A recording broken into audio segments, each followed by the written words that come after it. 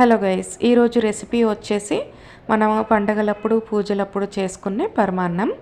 నేను చూపిస్తున్న విధంగా మీరు ఒకసారి చేయండి, మీకు కూడా చాలా బాగా కుదురుతుంది.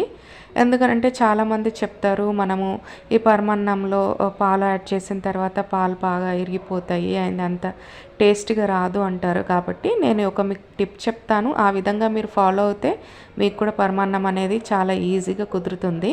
దానికోసం నేను ఇక్కడ బ్రౌన్ రైస్ తీసుకున్నాను, అలాగే పెసరపప్పు తీసుకున్నాను. 1 బౌల్ రైస్కి హాఫ్ బౌల్ పెసరపప్పు తీసుకున్నాను.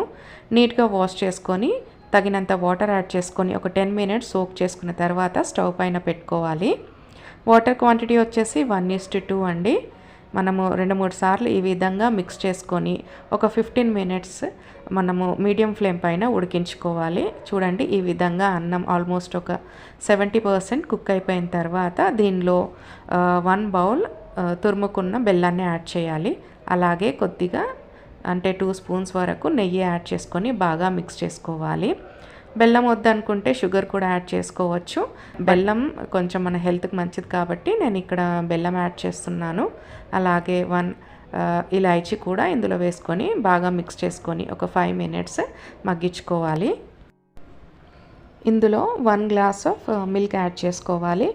మనం మిల్క్ని ముందుగానే బాయిల్ చేసుకొని ఇందులో వేసుకుంటే మనకు టేస్ట్ చాలా బాగుంటుంది. అలాగే మనం అన్నం ఆల్మోస్ట్ కుక్ అయిపోయిన తర్వాత మిల్క్ యాడ్ చేస్తున్నాం కాబట్టి మిల్క్ పగలకుండా ఉంటుంది. ఇది మగ్గిద్దాము. ఇది మగ్గే లోపల మనము ఒక చిన్న ప్యాన్లో ఒక 2 స్పూన్స్ గీ యాడ్ చేసుకొని డ్రై ఫ్రూట్స్ అన్నీ వేయించుకుందాము.